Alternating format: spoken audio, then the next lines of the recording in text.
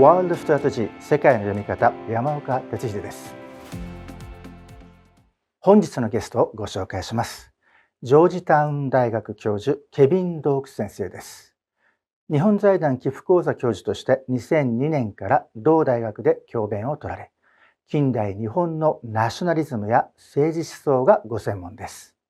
安倍晋三元総理が著書「新しい国へ」の中でドーク先生の議論を引用されていることでも知られています。ドーク先生はいわゆるジャパンハンドラーと呼ばれるような知日家ではなく、真の親日家でいらっしゃいます。長年アメリカから日本を見つめてこられたドーク先生に、本日は戦後日本の自己認識やアメリカ人の日本観について伺います。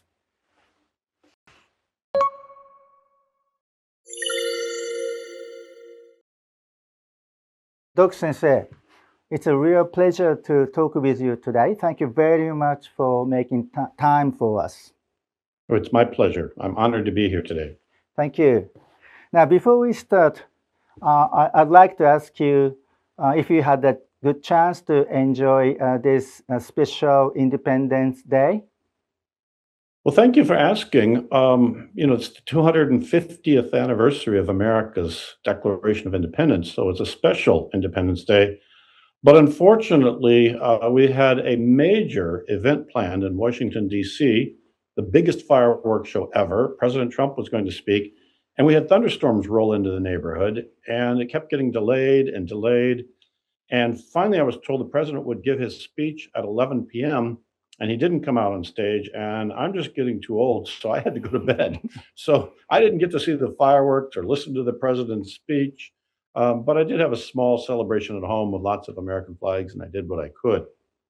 But I certainly tried to avoid these alternative celebrations that were held in Maryland and Virginia and other places where Democratic governors decided to try to politicize the American Independence Day by having anti-Trump celebrations, and some of those were on TV.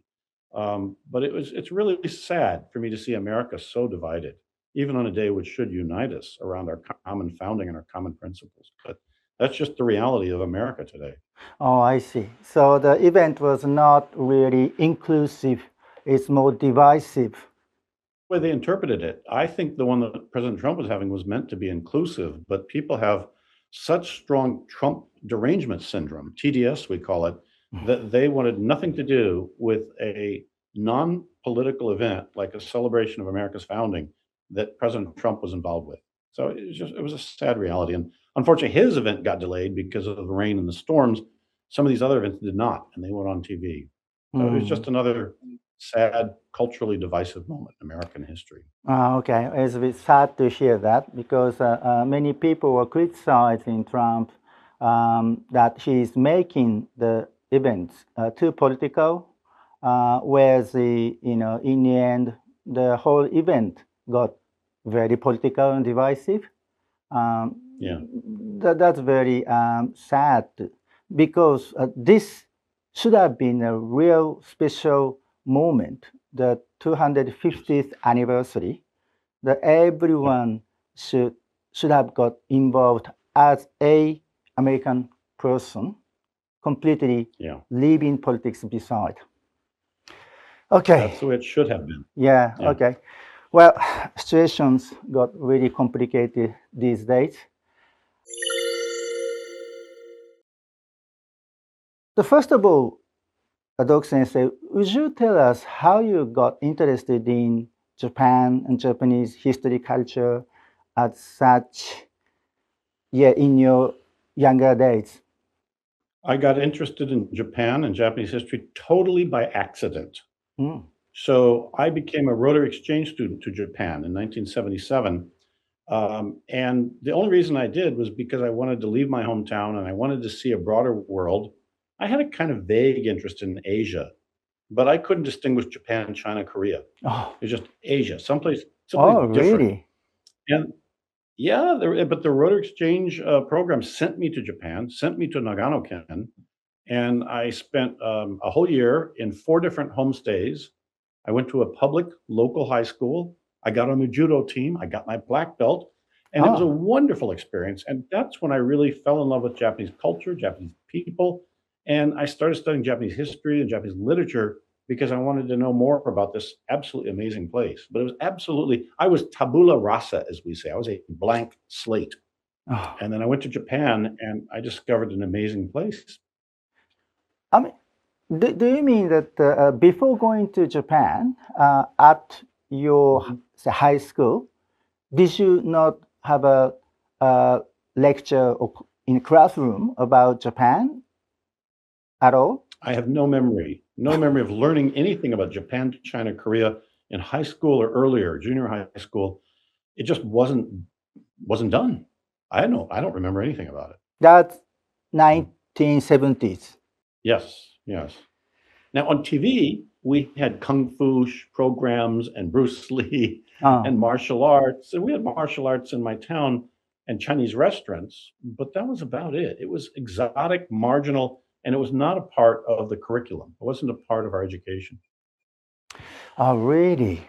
But then... Now, mind you, I should explain. I did not go to an elite school on the East Coast or the West Coast. I was in the middle of Illinois in a small town. So maybe my school wasn't so good. I don't know what the rest of Americans were learning. I see. Well, but then how did you become interested in the particularly the post-war Japan, the nationalism or policies, as such? Why that particular period? Well, that took me a long time, actually. My first interests were really in the 1930s, and that was graduate school. And when I was studying the 1930s and I was studying nationalism in the 1930s, then I went to Japan at a Fulbright, and I went to Tokyo University and studied with Ito Takashi sensei. And in his seminar, once in a while, we would hear things on post-war, but it was, again, mostly 1930s. But that's when I started thinking about the relationship Japan had in the post-war period and how what I had learned in the 1930s needed to be brought into an understanding of what happened in the post-war period. Because almost all American historians, when they talked about the post-war period, they started as a blank slate. They acted as though there was nothing from the pre-war period that was useful to understanding the post-war period. And I thought that was very strange because most of the 1930s intellectuals that I was reading were still alive in the 1940s and 50s and sometimes 60s. So I thought that we had to kind of think about the post-war period from the marginalized, what they tried to erase. And much of that was what Professor Ito Takashi was teaching us about the history of Japan in the 1930s. I see. In general, there's a perception that the Japan changed a lot, well, almost entirely, after the defeat in war and the Tokyo tryouts. But in your view, there are things survived from the pre-war period. Some survived and some maybe didn't. Would you tell us what really survived through that period? Yeah, many things. And I don't think it's an easy or simple way to identify what those things were that didn't change. Some people believe that the things that survived that didn't change were conservative things, and there were conservative things that didn't change. But I found it very interesting when I was working on my book on Tanaka Kotaro, who was an active jurist and intellectual in the 1930s and 40s, and then very important in the 1950s, the Supreme Court justice, and he was writing in the post-war period too. Some people call him a liberal, some people call him a progressive, but the most important thing about that Japanese person, Tanaka Kotaro, was that he supported the imperial constitution as the dean of Tokyo Imperial Law School. And in the post-war period, he supported the new constitution as the Supreme Court justice and signed the new constitution. And he said, I never tenkoed, I never changed. So he found a way to draw continuity from the pre-war to the post-war period. That may be a little too intellectual. I think if you look at broad Japanese patterns, there were a lot of things that didn't change, and there were some things that did change. But again, when I first went to Japan in the 1970s, My host family, the grandfathers, the head of these families who sponsored me, were World War II veterans. And they loved me. One of them gave me his Grand Seiko watch. Oh. They were so kind to me. And these were World War II veterans who I think they looked at me and remembered that they were fighting Americans who were about the same age I was at that time. I was about 18. Mm. And so there was continuity, but there was change. Some of them decided that the war was over and now they should make business money and get along with Americans. So it's very hard to say what didn't change and what did change. Many things changed, but I think the fundamentals of Japanese culture have not really changed in hundreds of years, if not thousands of years, because that's just the way cultures are. And one of the things that Japan has done that really wasn't that big of a change, but was a very big change, it's paradoxical, was what they did in the Meiji period. In the Meiji period, Japan changed its laws, its constitutions, it changed its clothing, its diet, its relationships in order to maintain national independence. And I think in the post-war period, Japan did something similar. They changed their constitution. They changed a lot of their diet. They changed a lot of things in order to maintain national independence. And they did both things quite well. Now, just as the Meiji period needed to have some corrections, particularly civilian control over the military, in the post-war period, we still need to be making corrections to Article 9 and to parts of the Constitution. And I think the Japanese will do that because their whole modern history is a history of pragmatism designed to ensure Japan's national independence. So that's continuity, but it's change in order to ensure continuity. I have tremendous respect for that part of Japanese history and culture. I see. So the continuity is the key word here. So do you think that the magnitude out of the Meiji Restoration and the magnitude out of, say, the defeat of the war as well as Tokyo trials, so roughly the same in terms of the impact given to the Japanese society, but the Japanese people still maintained some sort of a continuity throughout a difficult time, that changing time. Is that what's your view? You ask very difficult questions. I think the Japanese people maintained much more continuity from 1860 to 1960. In that period, Japanese people, 1860 to 1960. So Bakumatsu to post-war 1960, Japanese people didn't change much. But since 1960, the Japanese people have changed a lot. And a lot of that had to do with high growth economics. Right? So if you think about 1860 to 1960, Japan did emerge in the early 20th century as one of the key world players in diplomacy and military, but the people remained fairly poor by international standards. Most people. After 1960, the Japanese people became a superpower. Certainly by the 1970s and 80s, an economic superpower. That was radically new, and it had all kinds of effects on the Japanese people, their culture, and their values. They became, frankly, materialistic and pleasure-seeking in a way that their ancestors had not from 1860 to 1960. So that was a big change. But it was also part of maintaining national independence, which was now an economic game, more so than a military game. That's a very interesting point, because between 1860 and 1960, that 100 years, there are many things happened. So major wars, the major restorations and the major wars. Yeah, and then complete devastation as a result. But you're saying the Japanese people didn't change much, as opposed to what happened after 1960. The Japanese economy really took off. So that made more changes to the mentality of the Japanese people. Is that what you're saying? I think so. Yeah. Okay, but can I ask you a little bit more specifically? How? Did Japanese people lose their sort of original mind, mentality, attitude, or they became a kind of different race, or how do you think they? What is a major difference? Right. I remember in the 1980s, there was a lot of talk in Japan about a new breed of humanity, Shinjindu. Ah, yes. People were all talking about whether the Japanese were totally different from their ancestors. I always thought that was a little overblown rhetoric, but it was trying to make a point. There was a kind of rhetorical point to it. And they were talking about young people who didn't have patriotism, who were all materialistic.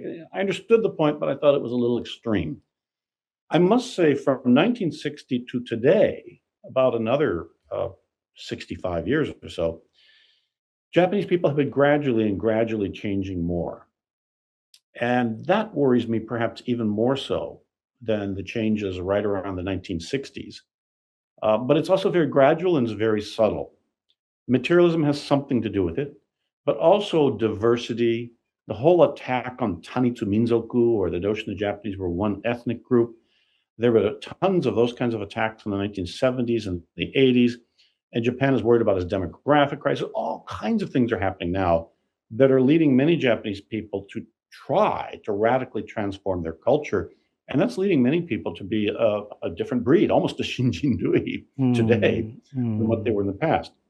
At the same time, maybe it's my ideology. As a conservative, I think most people don't change that much over 1,000 years.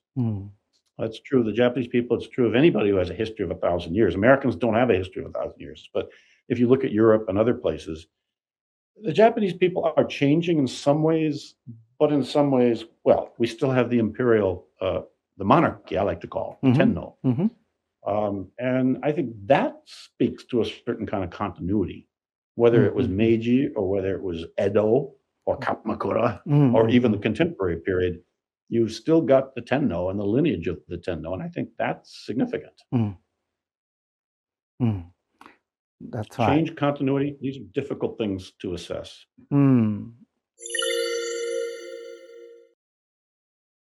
But do you think that the Tokyo trials that sort of changed the people's the perception on the Japanese history as well as culture as such? Almost entire thing was rewritten by the occupying force, that to many Japanese people's understanding. So how do you assess that the impact that so the U.S. occupying force stayed in Japan for approximately 7 years? Did they change Japan quite a bit, as they think they did? Yeah. What is your view? That's another really, really good question. Two things. First, the Tokyo war crimes trial, because I was at a conference some years ago in Japan, and I wrote a short essay about that. And my argument was the biggest danger, the biggest damage the Tokyo war crimes trial did to the Japanese people may have been historical conscience, but I think it was more a loss of respect for the law. When they saw the Americans come in and speak about how important it is to have a trial, I think most Japanese would have said, you want to kill our leaders, but why do you have to put a trial up there? And the Americans were saying, because we believe in law and justice as impartiality. And then they saw the results of these trials, and they were not impartial justice. Even Americans at the time, some of them noted that. And I think that what that did is it led the Japanese people to a really cynical view of the rule of law. And so now they see the rule of law as a tool, an instrument to use for power. And I think that was devastating. Absolutely a terrible loss when MacArthur and the occupation had an opportunity to raise the Japanese people's respect for the rule of law. Having said that, Japanese government officials, Japanese parliamentarians, and Japanese judges, I think, still have a tremendous respect for the rule of law, better than some Americans. But the Japanese people as a whole, I think, have become very cynical and distanced from their state, from the koka, which they don't see as an impartial instrument of justice. And the reason for that is the grounding of the occupation. Tokyo war crimes trial was a big part of it, but so was American meddling in Japanese government, appointing prime ministers and who could run and who couldn't run, running these organizations. So the occupation had certain terrible effects on the Japanese people's respect for rule of law. But I have to balance that with another theme that's close to my own interests. ご視聴ありがとうございました。いいねボタン、ハイプボタン、そしてチャンネル登録をよろしくお願いいたします。また皆さんの意見をコメント欄にお寄せください。お待ちしております。ワールドストラテジー、世界の読み方、山岡鉄秀でした。